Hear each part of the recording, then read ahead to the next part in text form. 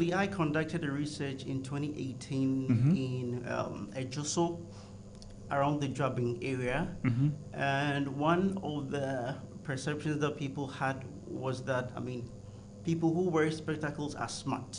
But Mm. how many people want to be in the shoes of people who are smart, but they see it as a cosmetic blemish? So they may see you as smart, but at the same time, when it happens to them in their case, when they come to the hospital and you tell them that you need spectacles, they are thinking more of, the cosmetic blemish. Mm-hmm. So there are positive, attitudes that people have concerning Spectacle. spectacles, but sometimes, most of the time, when they are in the hospital and the reality dawns on them that they need to put on spectacles, Mm-hmm.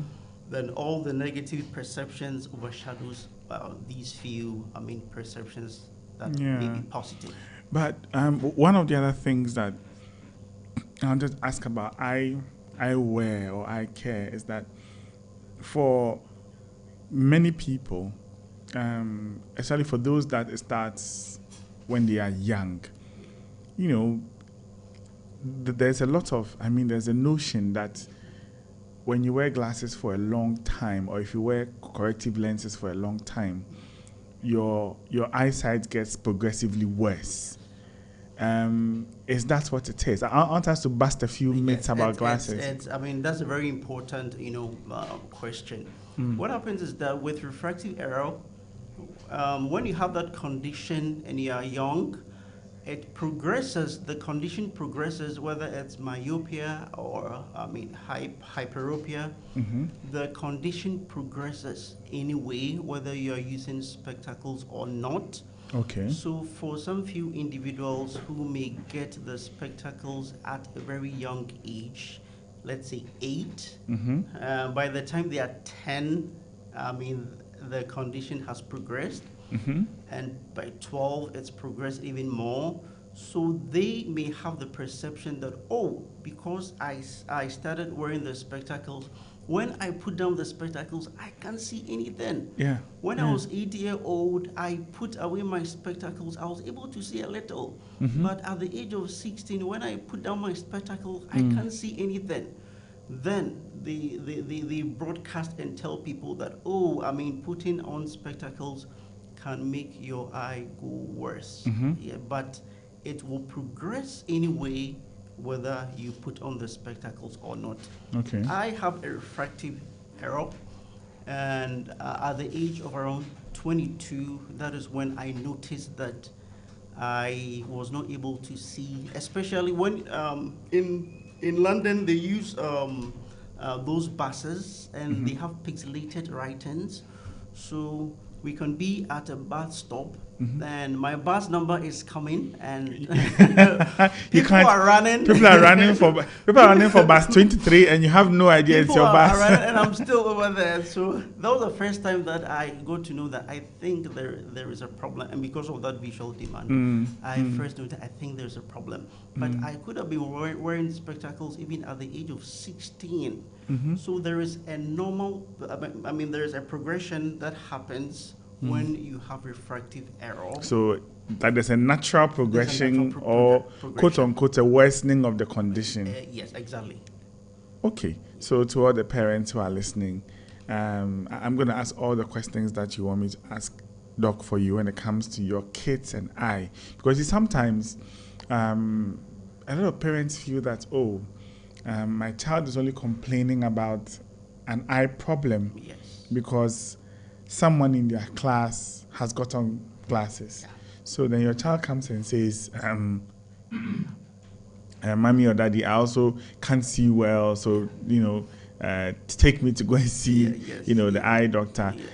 When children, younger, or when teens start saying these things, how much of a premium should we put on it? Yes. I think, per my experience, I think many of us parents, we do not take the complaints of our kids serious. Mm-hmm. I'm sure maybe it's when kids are like, oh, daddy, I want this, daddy, I want that, I want this, I want that.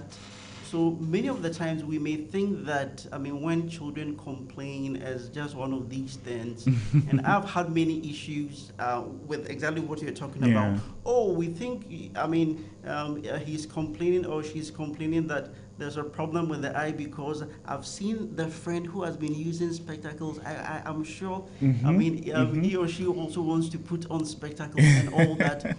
And many of the times, kids complain. And when we do school outreaches, that is when we see all these kids. A kid will come for screening, and the kid is not seen even 6'9", and you ask them, and most of them will tell you that, oh, I've complained to my parents, I've been telling my parents that I can't see from the board and I'm straining and all that. But many parents, I think, we don't pay attention to it. They do not pay attention to these things. They think it's just one of these. At what age should people be concerned about refractive errors? Okay, most of the time, ideally from grade 1, from class 1, any child or every child is supposed to have a screening. Class 1? Class 1, from grade 1. Wow. Yes. So when we do eye screening, free eye screening in schools, in the public schools, even at that age, we are able to spot a number of children with, especially with myopia. You can even get, you can even pick out kids with myopia at that age. And Class 1. Class 1, and it's very and it's very important to pick them at that age because refractive error can affect kids' studies. So you may have a child who finds it very difficult to study, and you think your child does not understand stuff which is taught in class. But many of the times, as a result of refractive error. I'm talking about kids who need spectacles around -4, -5. We have such kids in our schools. They may not be so many, but it's so essential that our teachers pay attention to some of these kids. Okay. Some of these kids will always be asking their friends what is written on the board. And the teacher is like, keep quiet, do the test, no talking. But the child is suffering. The child cannot see. The child cannot see. Wow. The child cannot talk, and it's a big problem. So it's very important we fish out all these conditions at a very early age, from class 1 to class 3. I think class 4 is the upper primary. Yes. So I believe that at least before every child, starts the upper primary class, I think it's very important to do a screening on them, to be able to read the visual acuity chart, and for us to check whether there is any issue or not. I remember in 2011 thereabout, we had, in Menchia Hospital, we had screening going out for public schools in the district. And what we realized was that there were some kids, I don't even know whether to call them kids. Some of them were 10, 11, 12, but in class 4, class 3. And you realize that their visual acuity was so bad. But I mean, the society has branded them as dumb. So I mean, it's not just easy to think that the child is not academically strong or performing well. Yes. It might just be that that child cannot see properly or clearly. Yes. And I mean, if saying that, I mean, explaining that kids have to be screened at, let's say, class 1, I know a lot of people listening this morning, that will be a news flash for them, because it's not routinely done. It's Yeah. not in a public health protocol. Yeah, exactly. It's not in a health promotion protocol to have children screened routinely until the child has a problem, or until a parent or a teacher, sometimes the teachers who can spot it and decide that that child must always be at the front of the class, or or maybe must always sit somewhere in the class where they can see. Then it becomes a very long-standing problem where, like you said, everybody thinks that the child is just not intelligent. So parents, and especially teachers, take that extra time and look at that seemingly weak student in your class and assess properly. It might just be that that child cannot see well, cannot see clearly. They can write their notes, but they still cannot see clearly. And also, it's interesting at that age, especially we must look out for the introverts. Yes, they might not, come forth to tell you that, I can't see and all that. Some of them even think that that is how everybody is supposed to see. Everybody interesting. Everybody sees things a bit distorted at that very early age. Okay, all right. If there is not enough interaction, many of the introverts, they think that, let me keep this to myself. I think everybody sees it this way. I think everybody sees these letters distorted.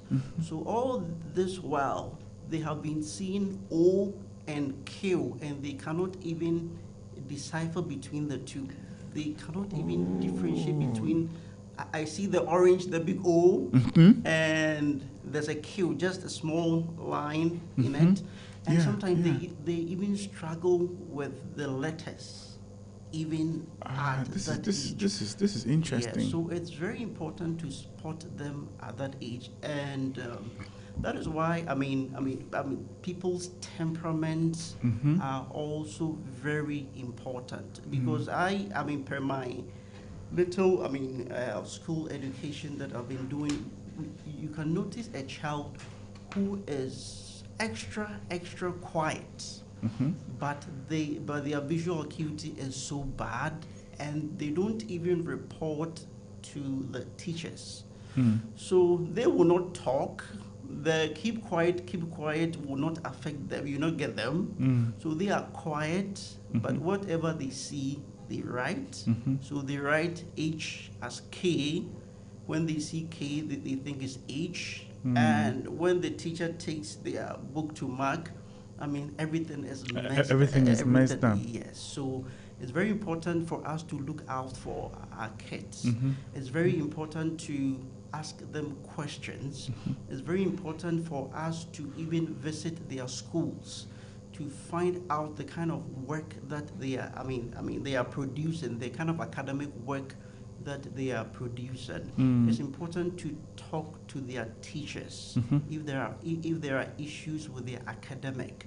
Sometimes you may never know. The teachers will just say, just move in front so that you are able to see. So you can see. But that is not the solution, because most of the time they are not able to see from the board. But when they also go home, you can let them sit in front, but when they also go home, they also have a problem with reading. And imagine a child who is reading, who has the symptom of a headache associated with a refractive error. When that happens, the child strains, the child has blurry vision. So what happens is that at the end of the day, the child will not have interest in studying. The child will rather prefer to be playing football than to be studying, because the football is big enough for it to be seen. He can see the football, but if it's text in a book, then there's a problem. And even now, kids are even using gadgets. These tabs, kids tab at a very early age, and the visual demand exposes refractive error. visual demand exposes refractive error. Of children using Yes. tablets for prolonged periods. Yes, and even I'll come to that, but compare a child reading from a book and a child looking at a screen. The visual demand on the screen is higher than reading in a book because on the screen it's pixelated. They are pixels. Okay. And for you to be able to see pixels or images in a pixelated form, you need a more, the visual demand is more than to see in a book. So a child, you know that all the phones that we use or all the tablets, they are pixels. Okay. Yes, they are pixelated images. Okay. And the sheets, writings on an A4 sheet or on a blackboard, you need a less demand when it's on a sheet than when the images are pixelated. I don't know whether I'm making I get it. Yeah. Yes. So there's less demand on your eye if you're reading a book. If you're reading a book compared to a screen when you're on a screen. So many of the times, the kids need a better, focus when they are looking on screens. So about the family that I talked about, when when the visual demand is different, people have a way of, getting that help that they need. If I am a farmer and I just go to the farm to plant my corn, I just need to see my corn, my plants, and everything. That's all. I don't need to see too much detail. I don't need to see too much detail. But when you're using a screen or any tab or any computer, the visual demand is greater.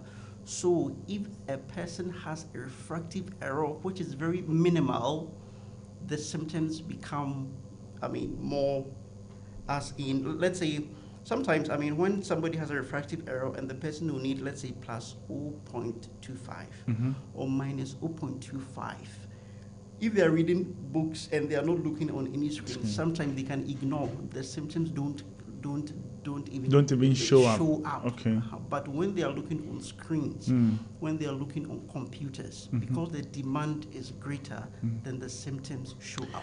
I'll tell you in a bit how my eye problem started and how I was in denial for a long time before I decided to go and get it checked out. But before we get there, let me tell you quickly about Integrity Care Services Limited here in Kumasi. It's your trusted provider of home care for the sick and elderly. Yes, if you thought home care was only available outside Ghana, nope, you are wrong. Integrity Care Services is right here in Kumasi, and they are the very best when it comes to home care for the sick and the elderly. So whether you want compassionate home care or professional services such as physiotherapy, they will ensure that your loved ones receive the best of care in the comfort of their homes. Integrity Care Services has a care home here in Kumasi, which provides a very conducive, clean, very spacious and supportive environment to promote healing, comfort, and overall well-being for those who need it. The services of Integrity Care include eye care, mental health care. They also offer ENT, they have resident nurses and doctors. They have laboratory services. If your loved one has a wound that needs to be cared for, they do wound dressing services, and they also offer dietary management, and they have all range of pharmaceuticals. If you're wondering where they are, here in Kumasi, you can find them at Kwadaso, behind Siloam Hospital, and then they have their care home located in the very plush and serene Sewakra in Echeso. If you want further inquiries, you can make that call on 050 1919191. That's 0501 919191 or 0503 001 8. That's Integrity Care Services Limited, located here, right here in Kumasi, providing the utmost care for your sick and your elderly. And it's the weekend. All the leagues are wrapping up. We have so many games this weekend. And if you are a punter or if you bet, this is a time for you to join the Betway Bet Influencer. It's time to get rewarded as the big sports betting influencer with Betway. Place bets and share your codes with friends and fans and followers. If they place the bets using their code, listen, you make easy money. You earn 4% of whatever they wagered. Doesn't matter if it's a win or a loss. If they bet, you earn cash. And the more people that bet with your code, the more that you earn. Start betting and sharing the winning bets with Betway Bet Influencer. Betway Bet Influencer is exclusive to Betway. Terms and conditions apply. Betway is regulated by the Gaming Commission of Ghana. Bet the responsible way. Betway says get way more.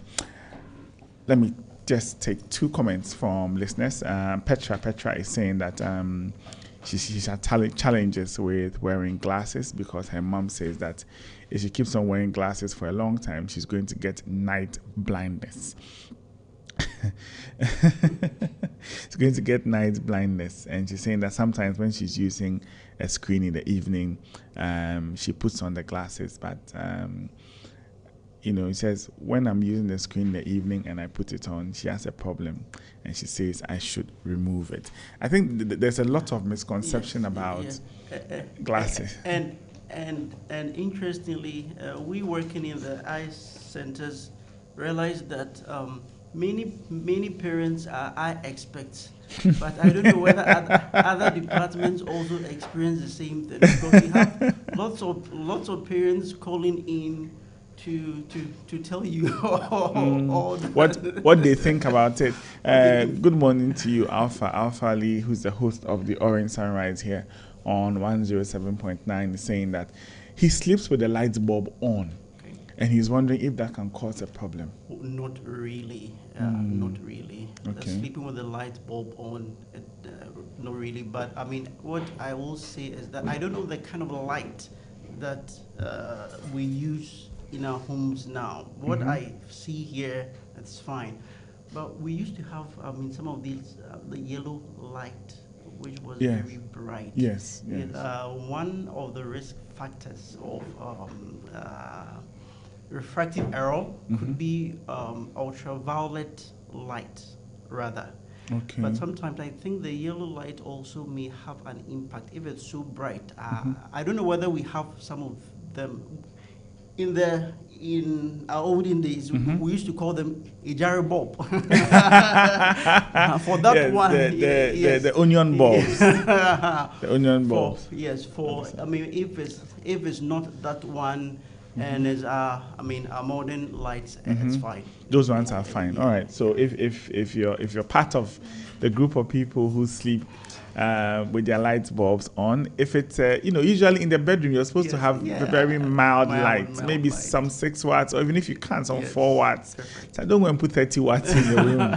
That's a bit too bright for your room. That's a bit too bright for a room. So let me tell you how I noticed that I had presbyopia, which is what I'll just talk about first when it comes to refractive errors. So I woke up, in a particular week, and most people who know me know I prefer text to call. Okay. So I receive a lot of text messages and I read them when I wake up. So I realized I wasn't able to read anything on my phone in the morning. Like I couldn't read anything. Everything was blurred.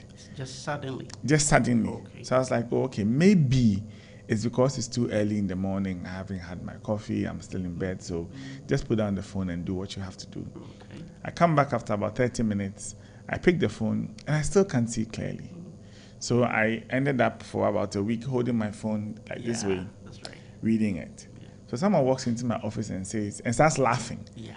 Saying that, why are you holding your phone this way? And I said, I'm struggling to read what's on my phone. That's right.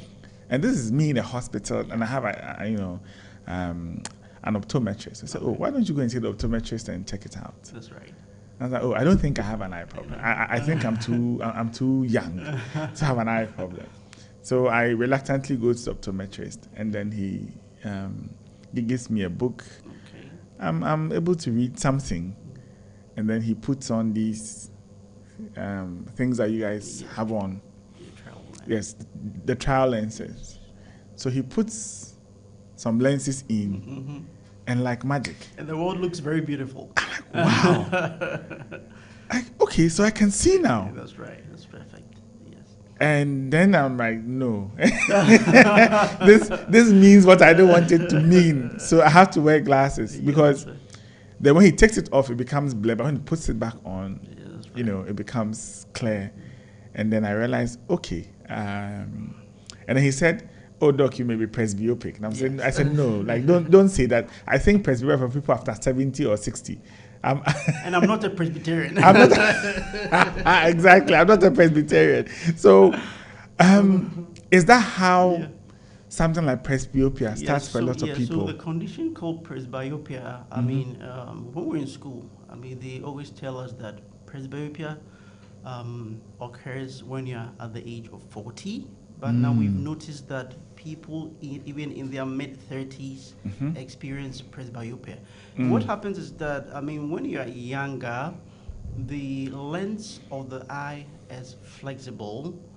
All the intraocular muscles are working at its optimum. But as you age and you get to the age of 30 and above, especially in your mid-30s, you will, I mean, the strength of the intraocular muscles goes down, and the flexibility of the lens in your eye, which helps you to see near objects, becomes hardened as you age.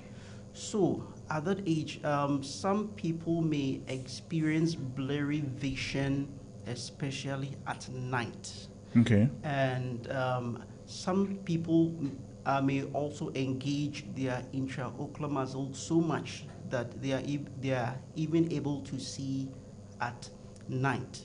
But one day, your intraocular muscle is going to give up. So I am sure that is what happened in your case. Your intraocular muscles just said that I've had enough. I am tired. So in that case, then you don't see near objects. Okay. And some people are like, oh, I'm just in my 30s. Why do I need spectacles? And most of the time, it happens to people for the first time who have never worn spectacles before. Yep. And that is the issue. If I've been wearing spectacles from age 16, age 20, then I don't. If I'm getting a bifocal, I don't really have a problem because I'm used to it. But for people who have not been using spectacles all their lives, and one day they are not able to see near objects, and as you draw the book or your phone further, then you see the objects clearly. Clearly, yeah. So that is what. So that's what presbyopia is. That is what. So it's so it usually starts as just seeing things blurry. Yeah, blurry, or especially you cannot see at night. You cannot see as much as you see when you're reading. During the day, you cannot see it as much as in the night. So that is what happens to many people who. Does it come with any headaches or anything? Yeah, I mean, sometimes it may come with frontal headaches, but that one is a bit minimal. Okay. But I mean, what happens for most people is at night they are not able to see. Some people, as in your case, may not even experience anything unless one day your intraocular muscle. So it's a combination of intraocular muscles and the elasticity of your lens. Okay. So for some people, their elasticity of their lens has not. I mean, their lens has not become so hardened. Okay. And even if their intraocular muscles are not working as much, they're able to see. For some people, their intraocular muscles are so active, although the elasticity of the lens. Mm-hmm. It's becoming minimal and going down. So in that case, what happens is that one day your intraocular muscles all they just give up. You just decide that Yes. we won't do the work again. Yes, and Doc, can you imagine that I never knew about presbyopia till I was in optometry school? I never knew about that. And what happens for people who have never worn spectacles is that when that happens, and you're in the medical field, so at least I was in denial. But for some people, they become so alarmed that my eye is going bad. Oh, my enemies. No, I was so alarmed when it happened that even though I had a prescription to go and take the glasses, that's right. I think I kept it for about a week or two. Okay. My optometrist Hansen Adolinama, he was really kind to me. Oh, that's my mate. That's your mate, Hansen. Okay, yeah. So Hansen gave me something to wear to just try. Oh, okay. But it was the most uncomfortable 24 hours of my life. And let me say this to encourage people. If you have a refractive error, and we put in the lenses, and you are able to see, you must thank God. There are many people who wish they can buy spectacle of $10,000 so that their eyes are able to see. What we tell people that refractive error is not a disease. Okay. It is just an error. The light or the images that you are seeing, they are supposed to be focused at a particular spot on the retina.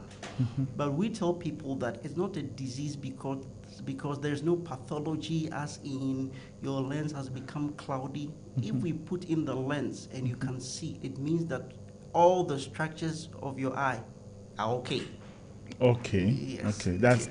That's encouraging for me to hear. And at the sound of that, my producer Alyssa, who has been wearing glasses since she was like 4 years old, has gone to put on her glasses. Now let me tell you something about Absa Bank. We all want a little more and a little more sleep before that alarm goes off, a little more time to finish that project, and a little more butter for your bread. Because let's be honest, more is always better.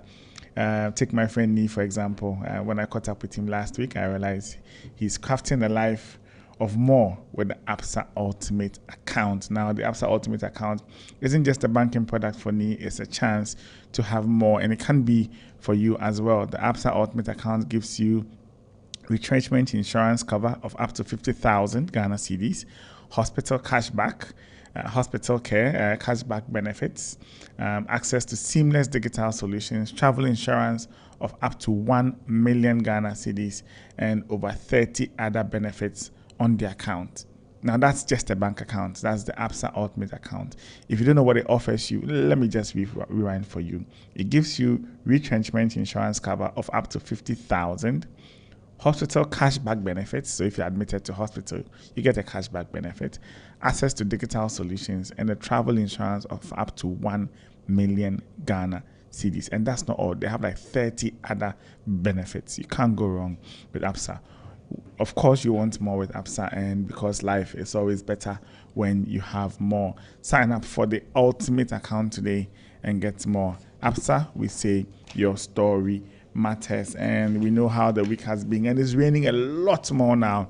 If you do your laundry the old-fashioned way, the rains will make sure that your clothes never get dry. So let me tell you about Spain City Laundromat. It's the fastest, cleanest, and most convenient service in Kumasi today. Spain City Laundromat is the first of its kind in Kumasi. They wash, they dry, and they fold your clothes in under 2 hours.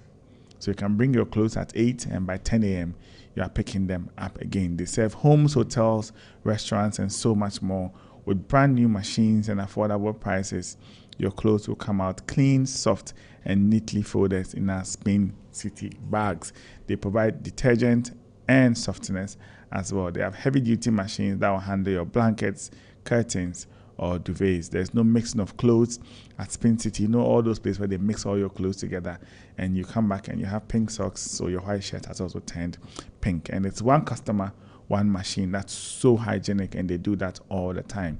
They're open from 8 a.m. to 8 p.m. every single day, and they have 5 locations in Accra and 1 here in Kumasi. Where else? By the Kumasi City Mall. You can find them in Accra at Ashaliboche Lakeside, and you can call them on 059 577 7371.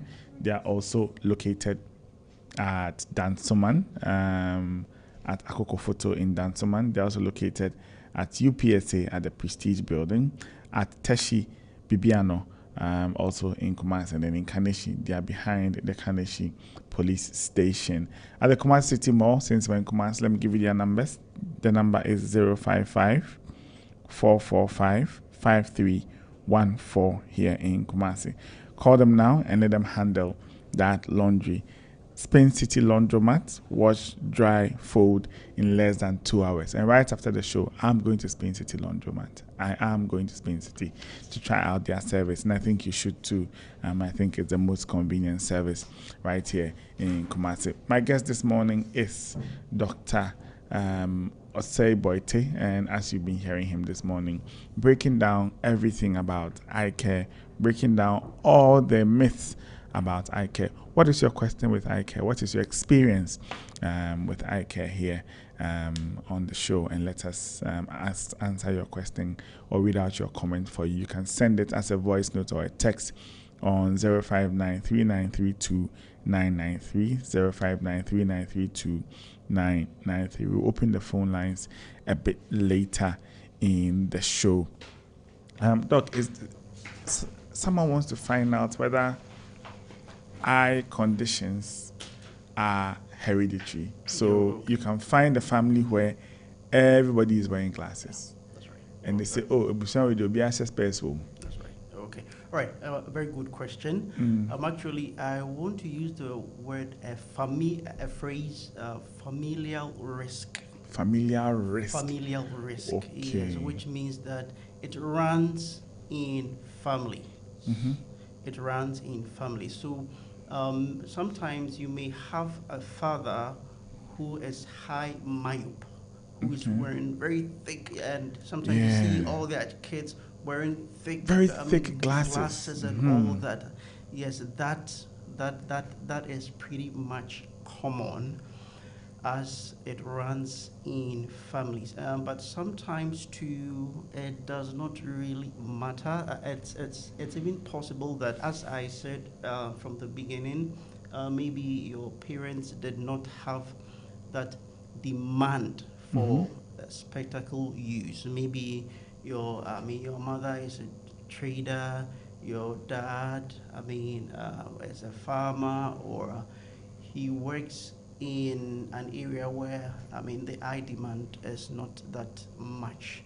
So in that case, it doesn't matter. We may have a child wearing spectacles for the first time in the family because of the visual demand. And these days, generally speaking, you have spectacle wear in almost every first cousins or homes like that. So when it comes to what I'll say is that when it comes to high myopes, we've seen a familial trend, and that is very important for us to look at when that happens, because when people have high myopes, when we have high myopes, we need to see the retina, the integrity of their retinas and all that. So it's very important for us to see them, and especially when you're in a family where people are wearing thick glasses and you have a kid coming in,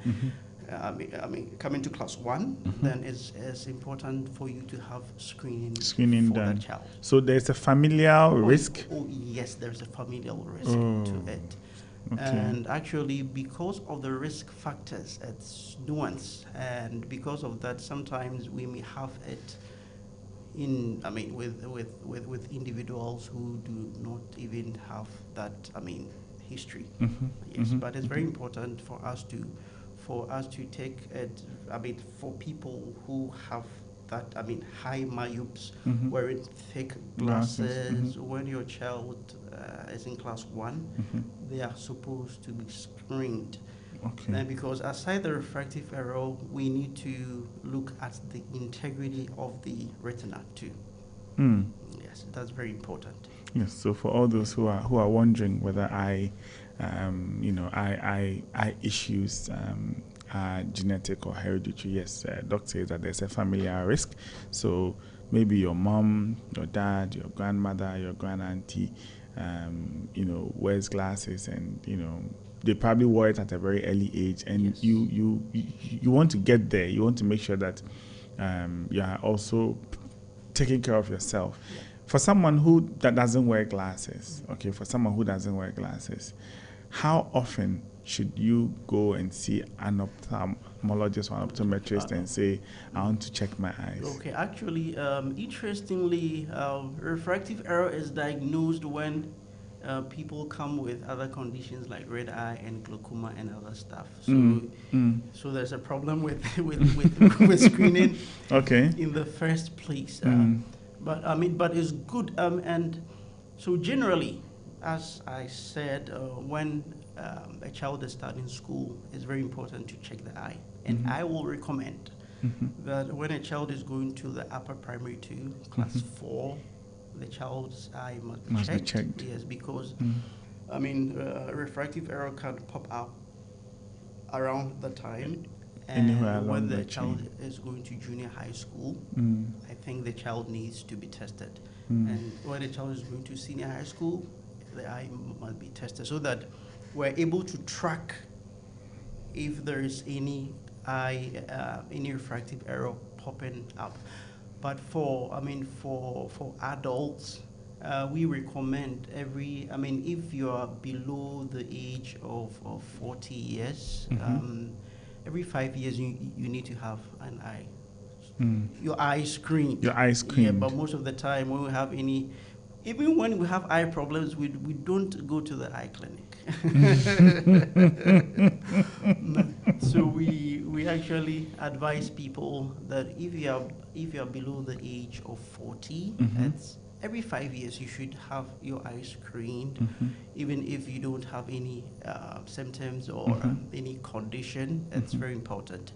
And at the age of 40, then you must take things very serious. Because that is when we have hypertension and diabetes and all that come. And all those things have eye symptoms. Yes, eye exactly. symptoms. And all these some of the this age-related macular degeneration and all that, sometimes they become a risk factor for refractive error. So when we are at the age of 40, I'm sure by the age of 40, everybody must have a general practitioner. So if there's an issue with your eye, talk to your general practitioner. I sat in a bus from Accra to Kumasi, and thank God for the preacher. He preached very well. But he was like, for 40 years, I've never been to the hospital. God is good. Sometimes we take pride in that. Yeah, we know God is good, but it's good to have all these checks because, your genetic disposition may be different. It's totally different from myself. So that can be. So, Doc, let me ask you this. Question that someone is asking that you commonly hear, and in cheap parlance, that koko esi wani so. Oh, my goodness. So that thing that they say koko esi wani so, is it even medical? Okay, so I think this is a medical linguistic. Yes. I think so.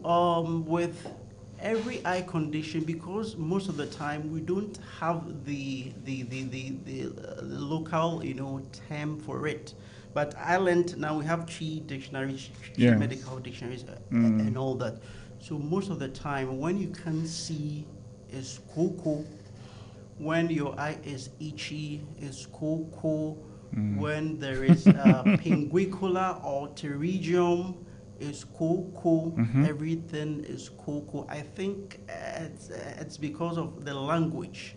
So anything which prevents you from seeing or any growth in your eye is seen as cocoa. Has nothing to do with piles. Maybe the pinguicula or the pterygium looks like something. It looks like so like the thinking say, oh, cocoa is meniso, or that people say cocoa or meniso. It's just a very broad term to describe everything that happens on your eye. So maybe I will say that cocoa means that there's a problem with your eye. So come to the hospital. If you're just tuning in, we're 9. It's just a minute past 9 here on 107.9 Orange FM. Good morning to all those who are doing the listening. Good morning to you, Ekol Mankata. Thank you for doing the listening. Good morning to you, Alpha. Good morning to you, Petra, and all those who are doing the listening this morning on Orange 107.9 FM. And we've been talking this morning about your eyes. We take a lot of things for granted when it comes to our eyes. We take a lot for granted until we lose our vision and we have to get glasses as big as those of Alyssa. And I'll ask Dr. Boaitey in a minute whether bigger is better, because now it seems that the glasses that people are wearing, they are better off being welders. Because the glasses are so, and some people wear very slim glasses. But someone sends a message and wants to find out whether walking in the sun and squinting that's right, is a problem, and that if they need to do anything about it. Yes, actually, we advise that even if you don't have any refractive error, some people their eyes are more sensitive to light. It's telling you that your retina is responding to ultraviolet light. You need to put on a particular type of lens. So you're supposed to even see the optometrist. Don't go and get any dark shade from outside. Dark. Most of them do not protect your eye from ultraviolet rays. It's very important. And people also have the perception that, if your spectacle is photochromic, it darkens a bit. According to a guy, you now suspect that guy. Which is spectacles? You can see the size. Yes, the size of my producer's glasses. That one, this one is guy. And I think when we were even younger, people with a bit of dark shades, they are perceived there were the perceptions that they were bad guys and all that. And you know that when you put on photochromic lenses, those transition lenses, when you go outside, it becomes dark. So we must take out that perception from our minds. So someone may not have any eye problem, but just because their retina is reacting to the sunlight, they need to get a prescribed lens that is able to protect your eye from the sun, because ultraviolet rays is a risk factor in itself as far as refractive error is concerned. Because refractive error, the cornea and the lens is very important, as it bends light towards the retina. So when you expose your eyes to ultraviolet rays, what happens is that there are changes, especially in the lens of your eye. And when that happens, the bending of light can alter, and that can result in refractive error. So you see that many of the foreigners who come around, they're always in one form of shades or the other. Yes, just to protect. I mean, I was lucky when I think I heard it from Samuel Tinejay. Okay. So he optometrist. He's also my mate. He's also your mate. See, you have good paid dues for using your classmates. A year group. So some advice that I get some shades with UV protection. So I have about, I think 3 or 4 in my car. And I use that literally everywhere I go. And I see the difference when I'm driving, Oh, I like to take this off and wear that, and I see a big difference yeah, in how yes, it works out. yes, and it also protects. And they're you. not expensive. Yeah, Let me yes, add. and yes, and it also protects you from cataracts, Hey. pterygium, because in the temperate regions, Mm-hmm. cataract is not common. Oh, Cataracts are not common out cataracts are there. not common at all. Wow. We have age-related Macular degeneration, yeah. which But is here, very cataract is plenty. Oh, everybody. It's Yes, plenty. and it's because of the ultraviolet rays. Oh, Almost okay. everybody who grows old enough Mm-hmm. in Africa We'll get a cataract. get cataract. Mm. So it must tell us that there's something in the sun. In the There's sun. something coming from the sun, which is. All right, Doc. So let me re-announce the WhatsApp line 0593932993 0593932993. Send me a voice note. Send me a text. What is your experience when it comes to eye care and eyewear and taking care of your eyes in general? There are so many questions that are coming in, and I'll be asking Doc in a bit. But I want us to talk about another refractive error, which is which I think for a lot of people who did science, I don't know, I can't remember now whether it was GSS or SSS, I can't remember, but we have something we call nearsightedness, something we call farsightedness. If you don't know what that means, the doc will clear it up. I didn't listen too keenly when we were doing our eye lectures in medical school, trust me. Good morning to you, Dr. Lati. I didn't listen too keenly, but people say I am far-sighted. Okay. To the common man, to the lay person, what does it mean? Okay, right. So being far-sighted Mm-hmm. means generally, Mm-hmm. it means that you are able to see objects which are far. So far-sighted, Far-sighted. you see objects at far. It's not that they can see into the future. It's just that they can see objects that are far. So this is not the prophetic eye, is there? This is not prophetic eye. Prophetic eye, Okay, good. So that is what we mean by far-sightedness. Okay. So, and we also have near-sightedness. So Mm-hmm. most of the time, generally that is what it means. But it can also mean other. Sometimes we have people when the far-sightedness. Mm-hmm.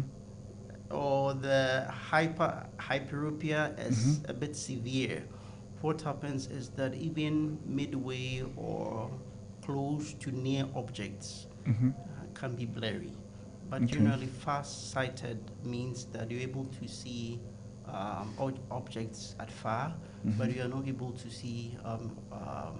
You're able to see objects at far, but not near. So most of the time, people who have far-sightedness or hyperopia are diagnosed at a much later age. Mm. Yeah, because they are if it's not so severe, they're able to see from the board and all that. Mm-hmm. And because they are young, their eye muscles, their intraocular eye muscles are able to even work so much that when they are reading, they don't really have a problem. But at a later age, you will realize that you are not able to see objects which So are people born far-sighted?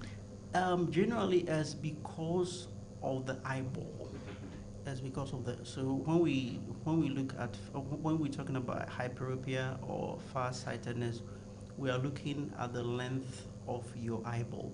The length of your eyeball is an imaginary line from the center of your eye or from the center of your cornea to the very back of the eye.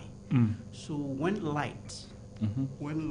refracts and it refracts beyond the eyeball, Mm-hmm. then you have far-sightedness. Far-sightedness. So it's about the refractive component of the eye, Mm-hmm. which is the cornea and the lens. Mm-hmm. And the aqueous humor and all that, Mhm. but it has also got to do with the axial length of the eye. Mm. So the refractive components of the eye must match up Okay. with the axial length of the eye. Your eye, yeah. If one is disproportional to the other, Mhm. then you may have So farsightedness. far-sightedness people, maybe they're standing here and they can read that billboard in the back, but when you Yes. bring something close to them, Yes, and sometimes even midway, they cannot see. Midway, it becomes blurry. Mhm. Sometimes it becomes hazy, as if it's a bit cloudy, as Mhm. if it's foggy. Mhm. And sometimes, I mean, when they are looking at things midway or Mhm. close, their eye gets tired at a point in time. Mm. Because sometimes your intraocular eye muscles are working so much that you are able to, see. But with time, I mean, it's you get eye You fatigue. get eye fatigue. Eye fatigue, which means your eye feels tired. And most of Okay. the time, it happens to people at the end of the day. You realize that from morning, afternoon, there's nothing, I mean, everything is fine. Mhm. But when we are getting to the end of the day, Mhm. then you begin to experience that. It's just like, I mean, a weak hand holding a heavy object. From morning till afternoon, you may be able to sustain that weight, but at a point in time, it gets tired. And it brings that object down. So most of the time, so if you are listening to me, and sometimes most of the time it's after a day's work. Mhm. After a day's work, then your eye feels tired. Mm. Then you have frontal and sometimes temporal, I mean, headaches. At getting to the end of the day, or even when you go to the house. Mhm. Sometimes, I mean, your eye muscles are just working so hard. Too much. So that, I mean, at the end of the day, they just get tired and tell you that I'm tired.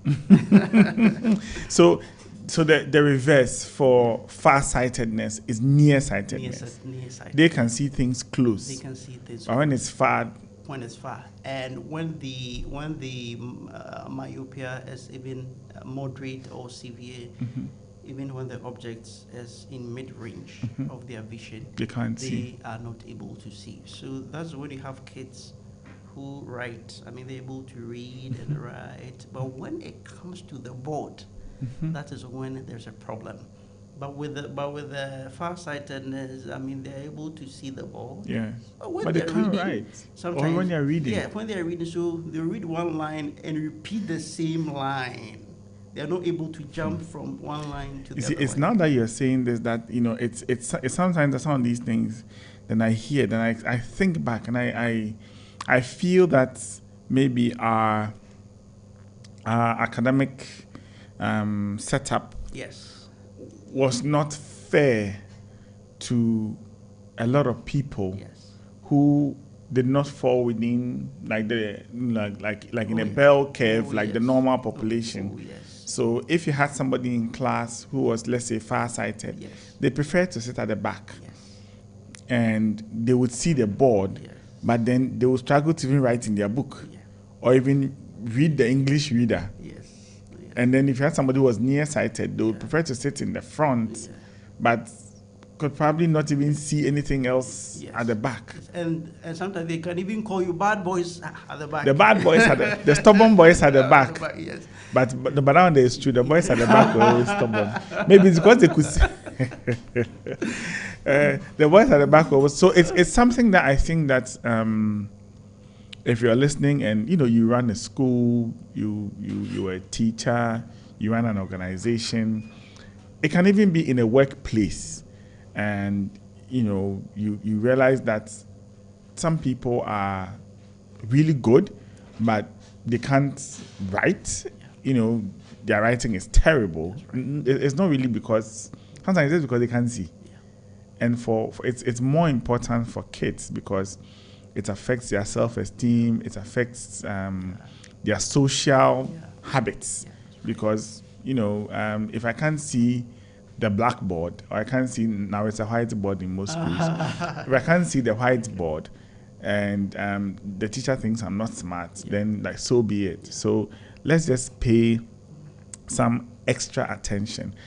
I have a staff at the hospital who I was not standing more than probably 12 feet away from him. Yeah, that's right. And I mentioned his name, and he couldn't tell who it was. So he kept on walking towards me. I told him that, you know what, you have a problem with your eyes.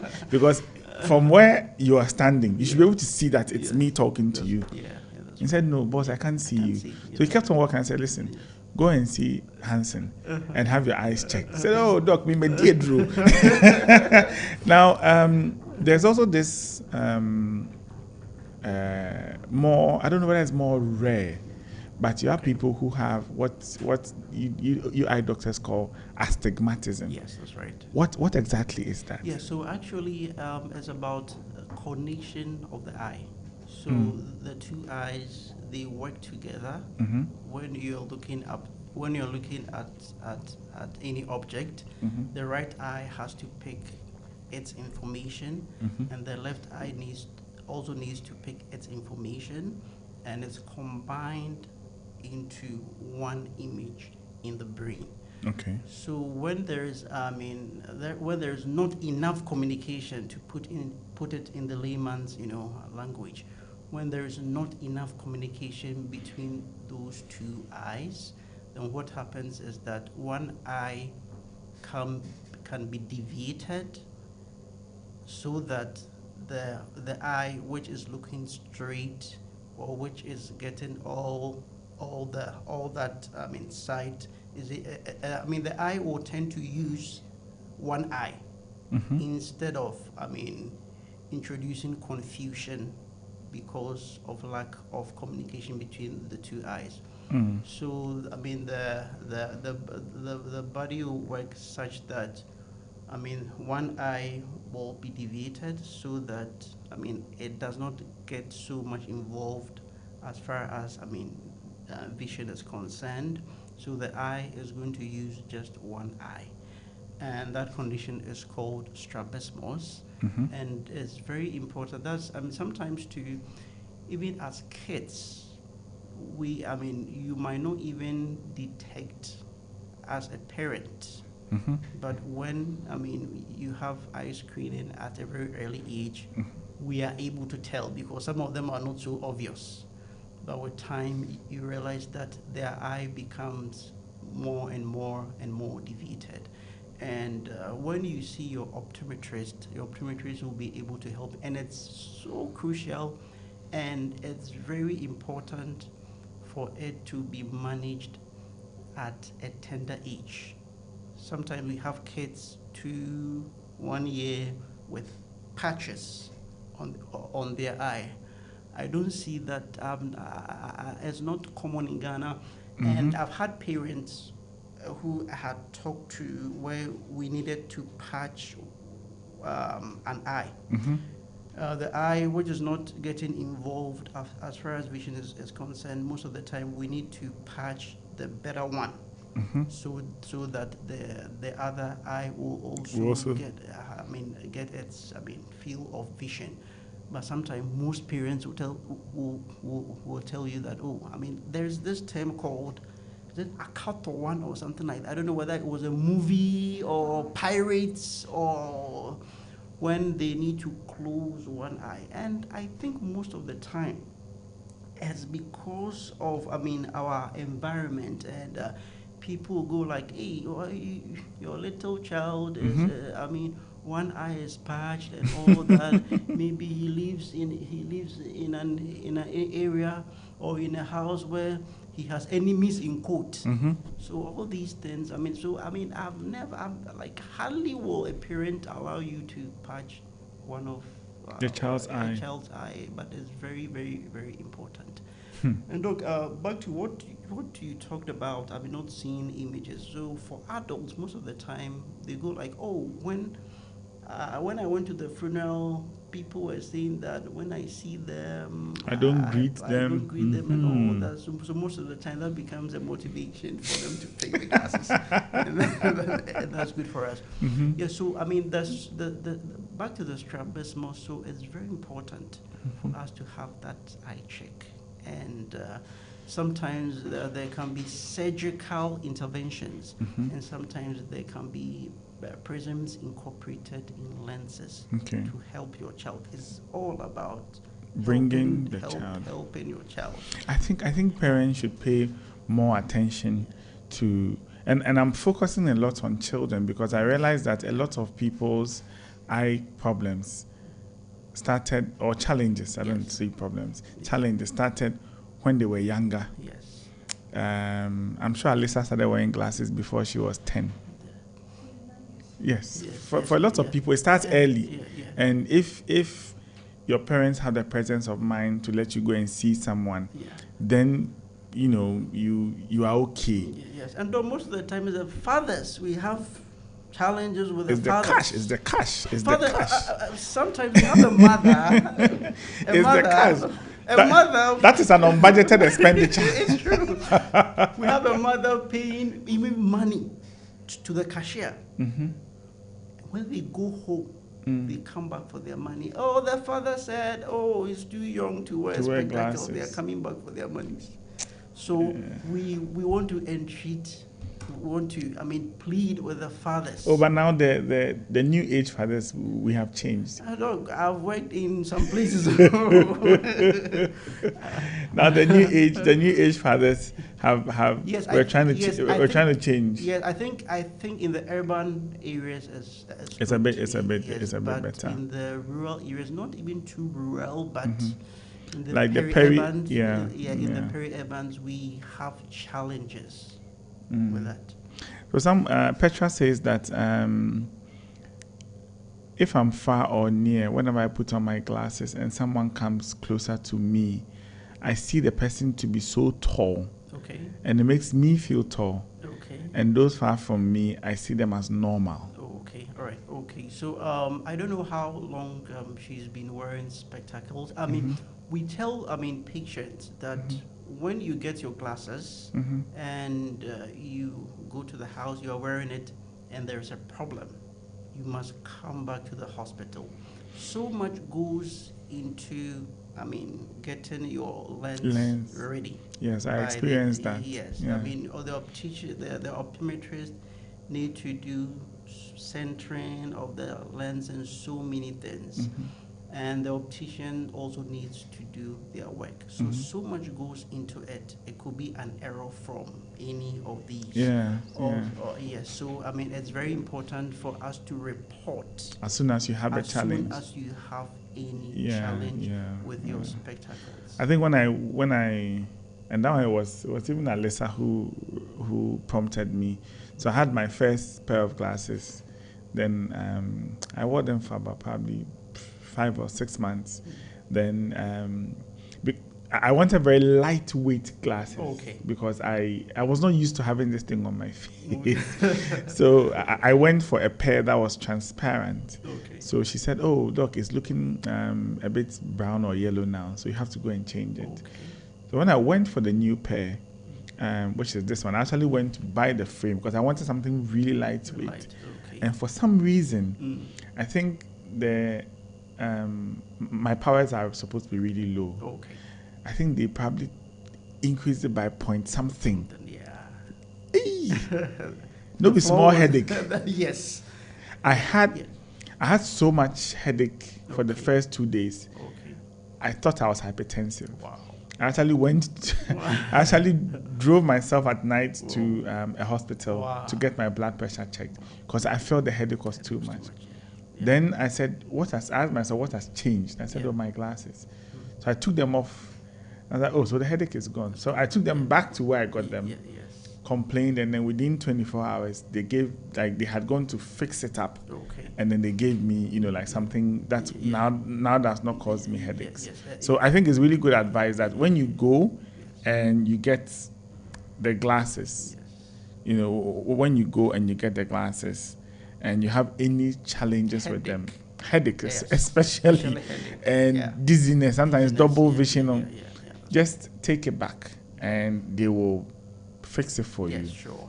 They'll fix it for you. So let me announce the phone lines now, Doc. You can call us on 0541 022 318, 0541 022 318. And thankfully, we have eye doctors in every public hospital here, at least in Ashanti region. Every government hospital, And even every CHAG hospital, that's the mission hospitals, they are all equipped with eye doctors, optometrists who are really, really, really good at their job.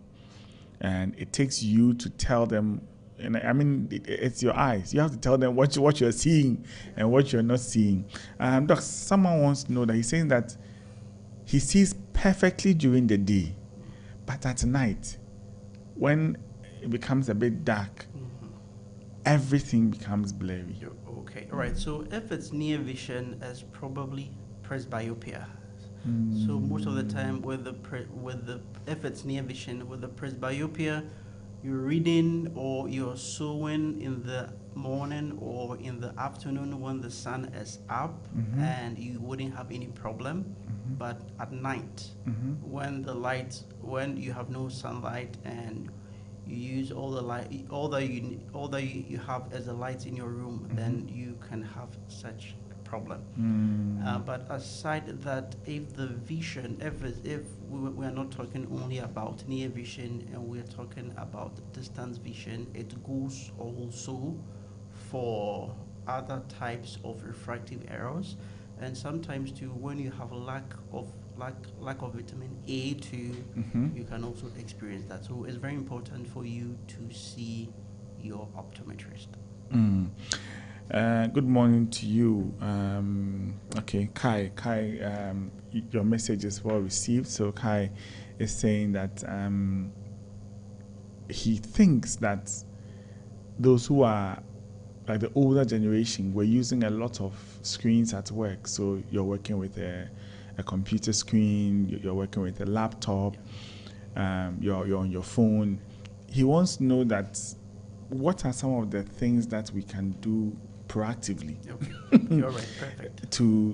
to reduce, because you can't say you won't use your office computer. Yes. He wants to know what are the things that we can do, say in the office, Yes, that's right. to prevent all the effects that the computers have on our eyes. So in around 2013, I led a research on myopia study, and what we found out from literature and from our research was that, I mean, with near work, when you do lots of near work, as a risk factor, I mean, for having some of these refractive errors. So in this case, we are talking about two things here. We are talking about taking breaks. When you're working in, let's say, a banker, you're always looking on the screen, or you always work with computers for 8 hours during the day. It's very important to take some few minutes breaks when you're working with computers at work. It's very important, and it's very important for the computers to have protective shields. That's one. It's very important, and nowadays some computers have inbuilt protective shields, so you must also check on that, whether the gadgets, especially when you are using it at work, where you need to work 8 or 10 hours, then you know that, I mean, it's something that you must really pay particular attention to, because there's a phenomenon, there is a new condition called computer vision syndrome. Computer vision syndrome. Yeah, computer vision syndrome. And if there was no computer, there wouldn't have been any condition. So the demand on the eye, as far as screens are concerned, has brought other, symptoms, and has made other symptoms more and more visible in people. So it's very important for us to take breaks. It can be as little as 2 minutes or 5 minutes break, or sometimes you can be sitting behind the screen, you close your eye for a minute or two, and you have then you can start work again. So taking breaks is very important when you work on the screen, and make sure that you have something which protects your eye. If you're not sure whether your computer has that inbuilt, then you can probably see your optometrist and get something to protect your eye from the screen. So if your computer does not have it, you can probably get something that protects your screen, and that's a good note to take a quick break on.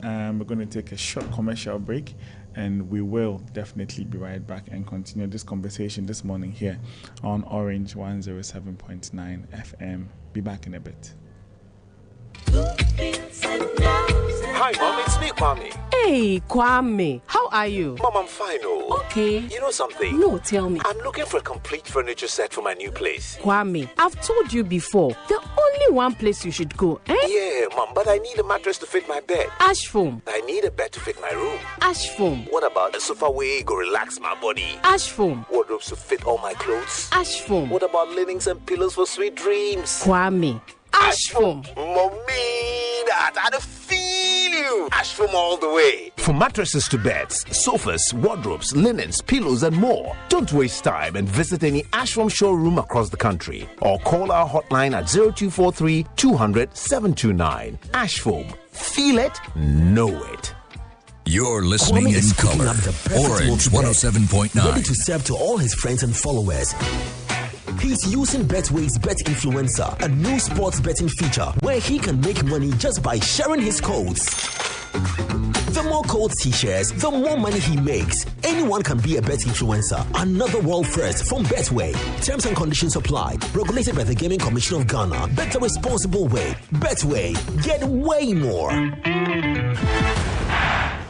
Welcome back to 107.9 Orange FM. This is the Orange House Lounge, and we're back on your radio here on Kumasi's Music Leader, Orange 107.9 FM. And if you're just joining us, you missed the whole hour and a half of conversation on various eye conditions and what we must do to guard ourselves from,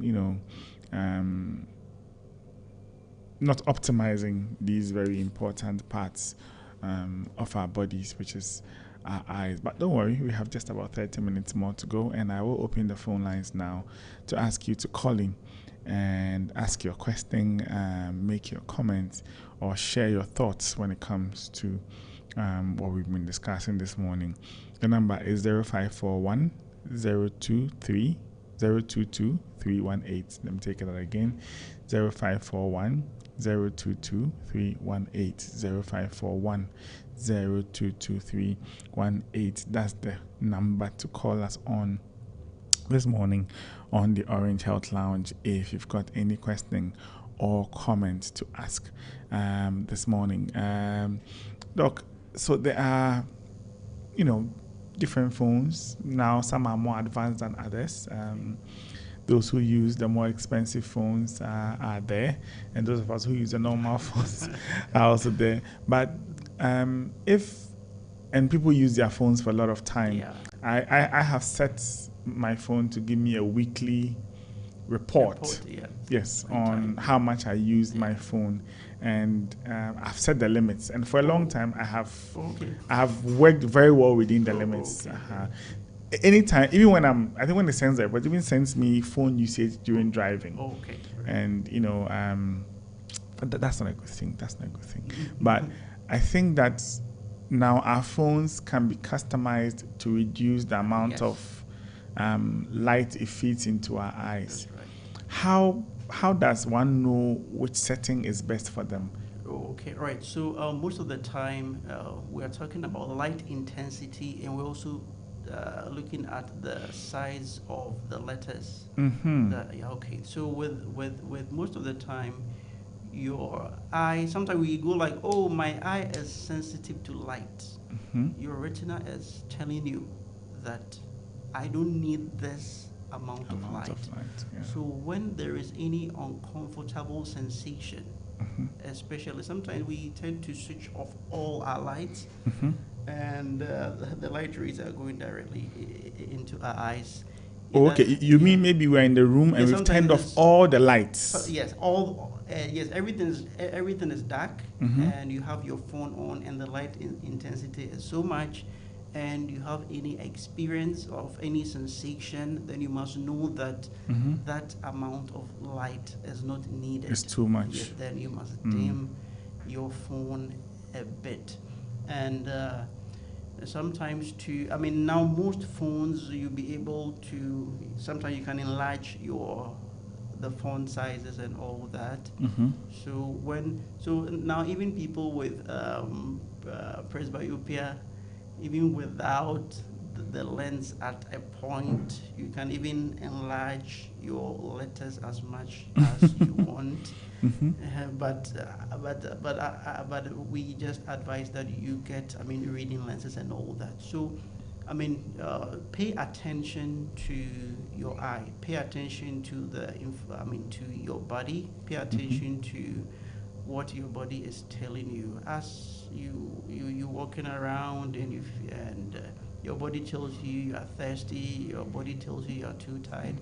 Sometimes your body will tell you that, oh, my eyes, they are tired. We're tired. Yes, or I mean the sensation is so much, and sometimes it's good to get a prescribed, I mean, lens.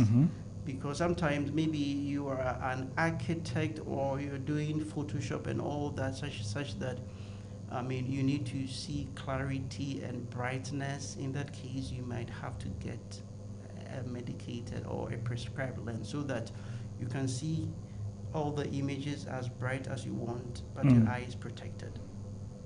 So sometimes, depending on the work you're doing, Yes. you may even need to wear glasses. Now, you spoke about fonts on phones. My fonts are tiny, and I'm very stubborn about increasing them. Increasing the fonts. Some of us have very tiny fonts on our phones.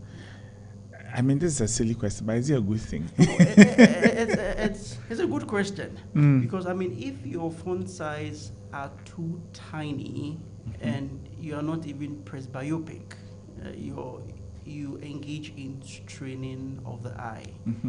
So most of the time the default, sometimes the default of many phones will give you what you're not supposed to go, what you're not supposed to go beyond as far as minimizing the fonts are concerned. But sometimes the default can also be misleading. But what we must encourage is that once you are able to see a particular font size per your age, if it comes to a point that it becomes blurry, you have to see the optometrist. I will encourage rather than to increase the size of your font, because I'm using a particular font. I've been using it for 2-3 years, and at a point, I mean, I cannot really see it well. It's better to see an optometrist than to increase the size of the phone, because if you keep increasing, then you will have a condition, and the phone will just be helping you to see things bigger. Yes. So please don't increase the size. See an optometrist. They are one of the most friendly people you find in any healthcare setup. That's good. Yes, they're one of the most friendly people you find in any setup. I don't know whether it's because of their training or something, but optometrists are very, very nice people. So at least the ones I have met, who happen to all be your classmates, and they are very, very kind people. So see an optometrist. Whether you are. I mean, if you are just even 40, 30, 35, give yourself that treat. Tomorrow is Mother's Day. Give your mother that treat. If your mom already wears glasses, give that woman who mothers you in your life a treat. For me, Alyssa already wears glasses, so there is no Mother's Day treats for any eye thing that I can do for her. She might need a new frame. She just got a new frame. I think the frames are sometimes just expensive for nothing. Let me announce the phone line: 0541 022318, 0541 022318. Is there a chi expression for presbyopia? Okay. Actually, not a word, but most of the time, Like the it's a cheese- phrase. The cheese is very restricted, but it's like, oh, say they are at the bamia me pama dia me snap on it when they need to, when the thread has to go through the needle of the eye. At a particular age, you're able to do it as a seamstress or as a mother, but at a particular point, it's always You have to call the young boy in the house to come and thread it for you. Then you know that there's a problem. There's a So problem. most of the times, like, oh, I did buy me a me who making kind of me who me say they making kind of Bible me who crowd. I just me train co actually and me who. Then you know that you are dealing with. Then you know that you're dealing with presbyopia. Yes, exactly. Okay. Good morning to you, Kuku saying that when he's driving and there's a car coming onto him, when the lights from the car hits his eyes, for like 1 minute, everything is blurred. Yes. So what happens is that you have light going into the eye, passing through the pupil. And when you're driving and it's dark, the pupil is wide. Okay. But as light flashes, the wide pupil receives light that it doesn't need. Yeah. So for a point in time, you experience that, and we encourage people. There are lenses just for driving, even if you do have a refractive error, and you experience glare or that sort of you need to get something like that. Yes, and it's important. I don't see taxi drivers and truck drivers wear spectacles. I have not as yet seen a taxi driver or a truck driver wearing glasses. Yeah.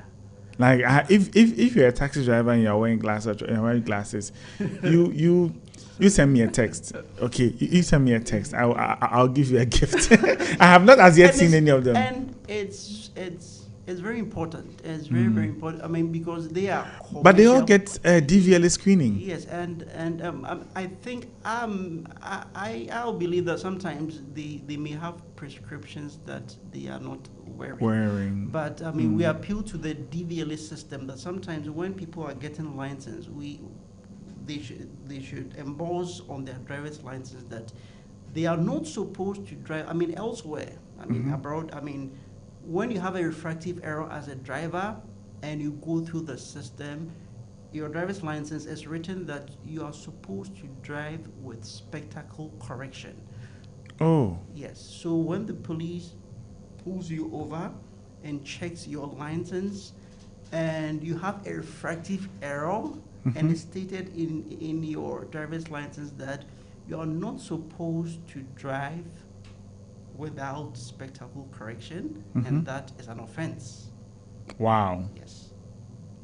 So we appeal to the DVLA to do something about it, because sometimes they go to an optometrist and we get them spectacles, but if they are not wearing the spectacles whilst they are working, then what is the point of going through that whole, DVLA visual acuity system? So it's very important for us to maybe, talk to the DVLA if we could do something about that. That would be very helpful, because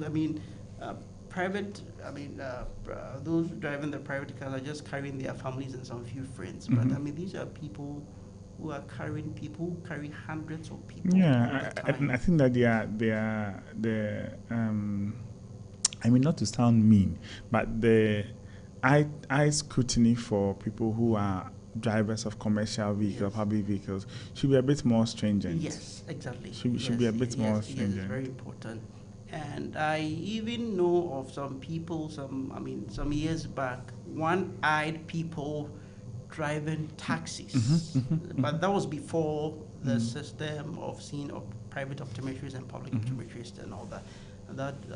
So one-eyed people, driving taxis. It's dangerous. Very. Yeah, very very dangerous. So very. we must really do something about it. All right. 0541 022 318 0541 022 318. That's the number to call if you have any question this morning to ask my guests about your eyes and how to keep your eyes optimum as you age. And if you have children, I think we've spoken a lot about that, and I hope that has helped to shape your thinking this morning about taking your children for eye screening and everything else in between. If your child is there and you haven't taken them ever to an optometrist, can we make it a promise that we're going to do it this week?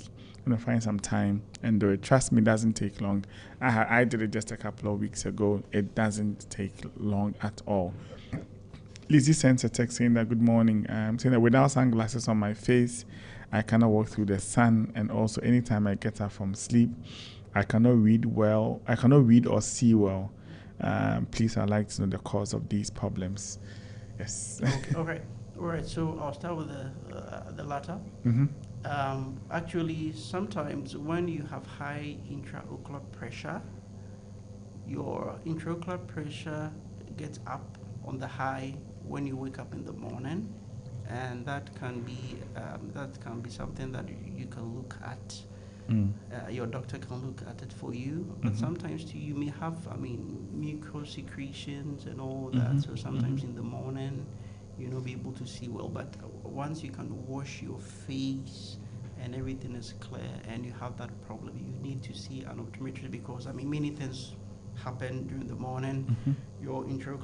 Your eye pressure, or called intraocular pressure, is heightened, is increased when you wake up. So it's very important for that person to have a test to rule out certain things from this whole complaint. So, Lizzie, you have to see an optometrist. Okay. As soon as possible. See an optometrist as soon as possible. After the show, I will announce where Doc is, and you can also go and see him. So let me pick this call, and then we'll continue the conversation. Hello, good morning. Hello, good morning. I think that we're struggling with the phone lines a bit. Just a minute. We'll connect the person in a bit. Hello, good morning. Okay, so all right, 0541 022 318, 0541 022 318. That's the number to call if you've got any question to ask my guest this morning.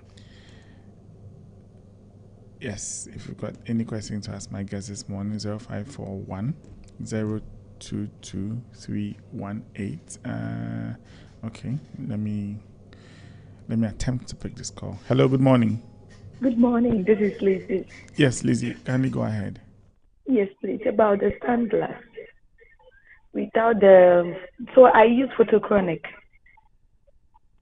Sometimes when I'm not having that one, I used to put on the sunglass for the protection of my eye, because I can look at the sun. Sometimes it's blurred. You say sometimes it's blurred? Yes, please. Very blurred. Oh. Usually when I get up from sleep, I cannot see anything nor read or anything. Okay. I've been to hospital for some time ago, but it's been long. I've gone for checkups.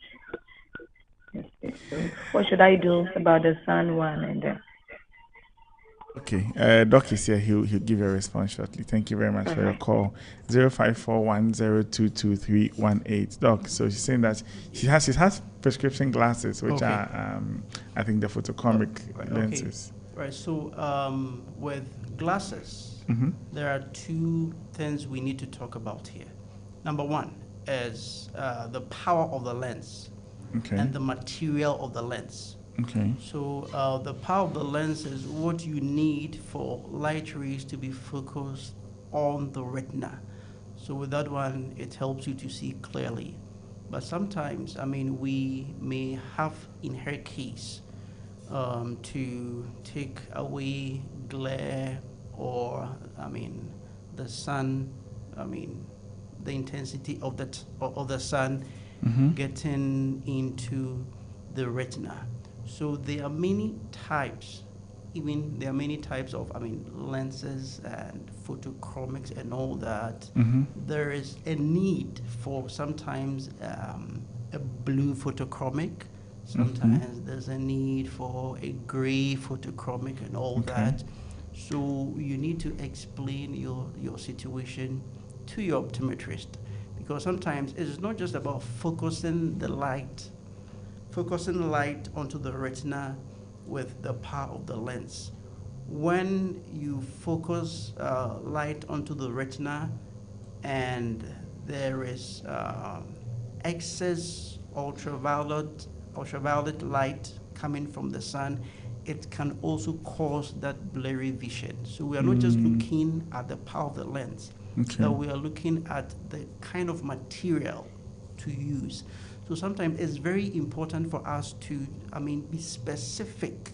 Sometimes for some people, when they see reddish or bluish, and that becomes more, glary in their sight. Oh, okay. So you must be specific. Talk to you. Sometimes, when people may not have certain conditions, we might give them any type of color shade of photochromic.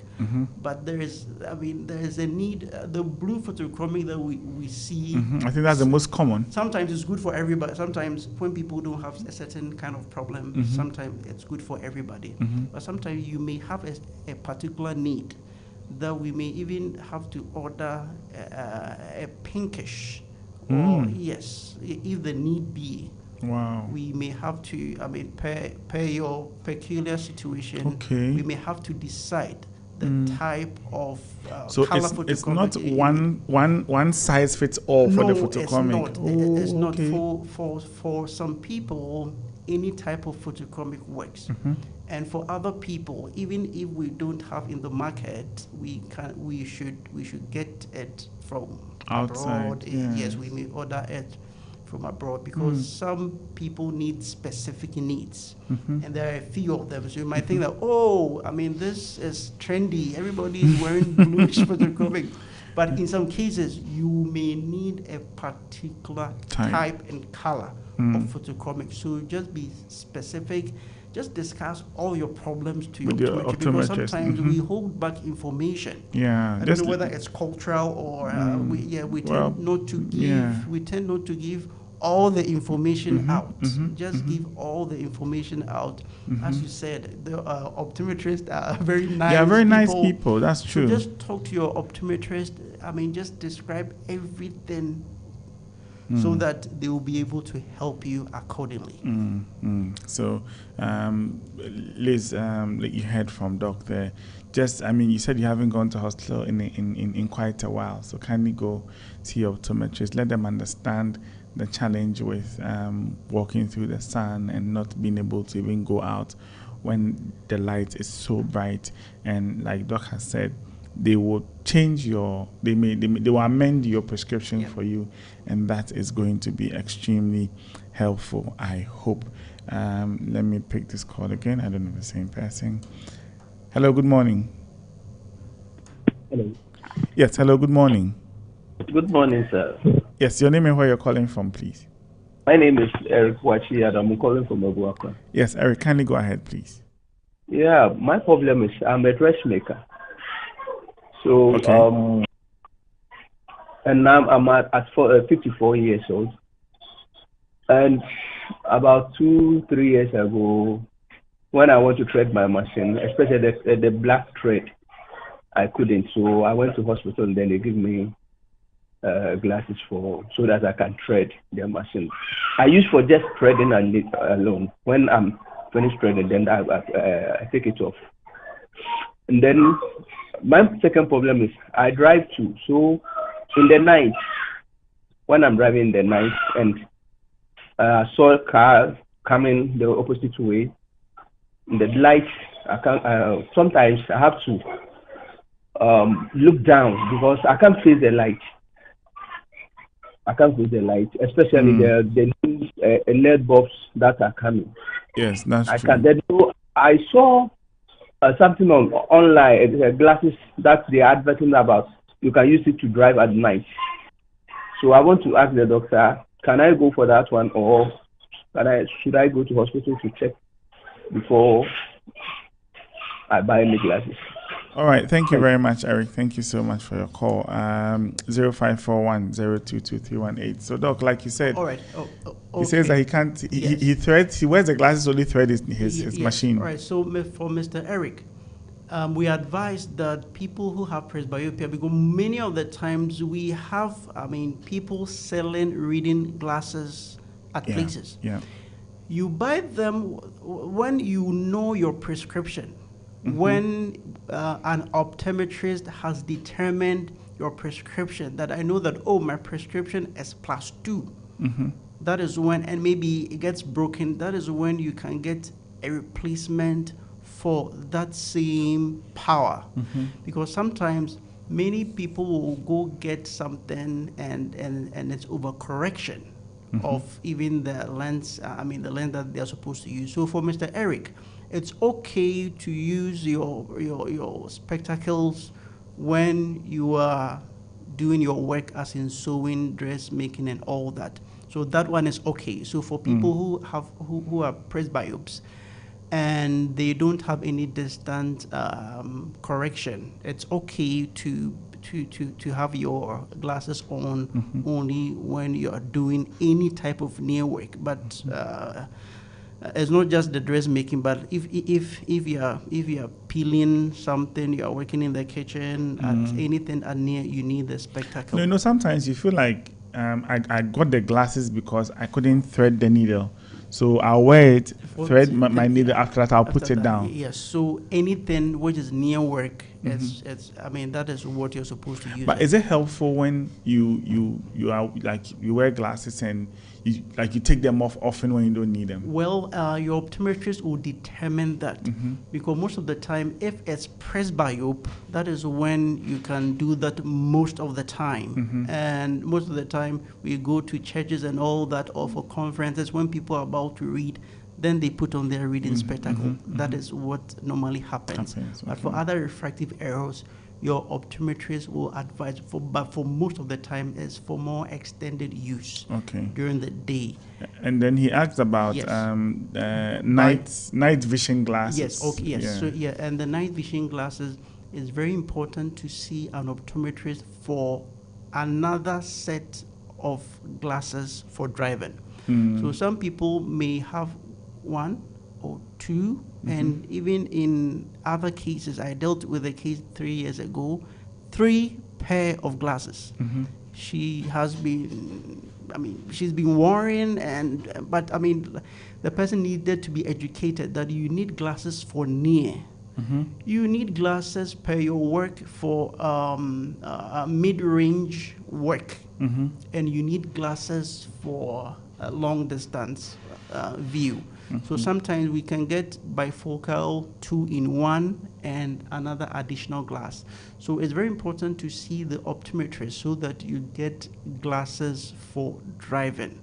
So some people may think that, I have a glass already, why do I need another glass again? Sometimes it's important to get another set of glass, or you can talk to your optometrist where you have what we call 2-in-1, or bifocals, or progressive lenses and all that. So you talk to the optometrist.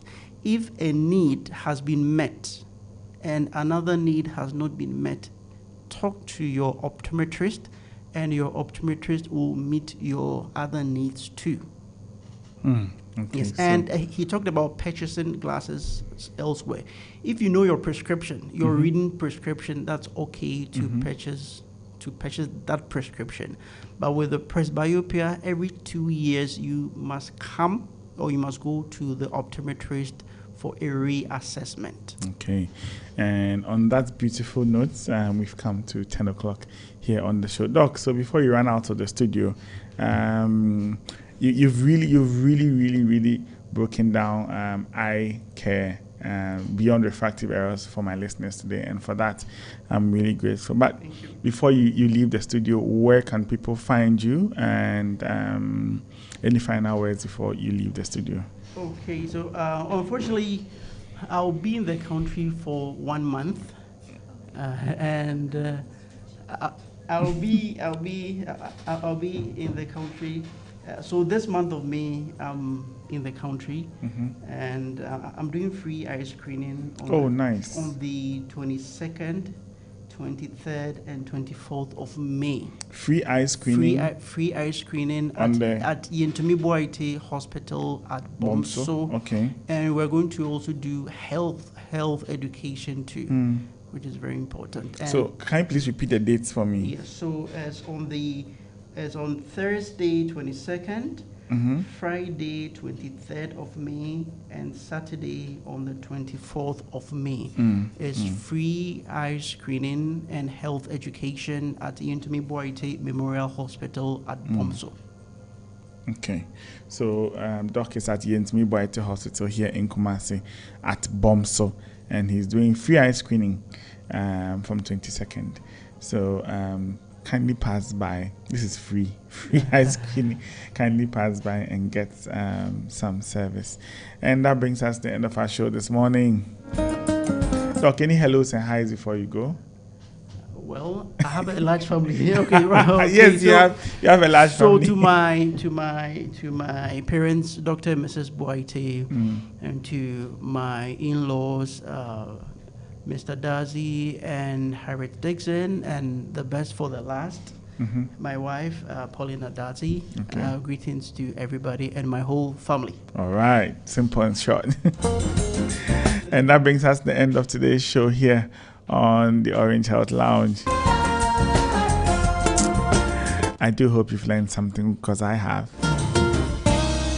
I'm back on your radio next week from 8 a.m. to 10 a.m. again to talk about something interesting on your health.